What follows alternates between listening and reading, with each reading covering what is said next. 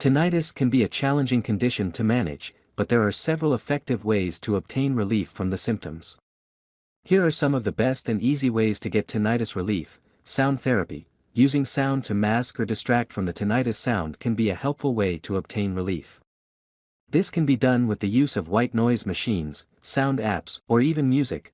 Meditation and relaxation techniques. Stress and anxiety can exacerbate tinnitus symptoms, so learning relaxation techniques such as deep breathing, meditation, or yoga can help to reduce stress and provide relief from tinnitus. Dietary changes. Some individuals find that making changes to their diet, such as reducing caffeine or alcohol intake, can help to alleviate tinnitus symptoms. Tinnitus retraining therapy. This is a form of sound therapy that involves retraining the brain to ignore the tinnitus sound.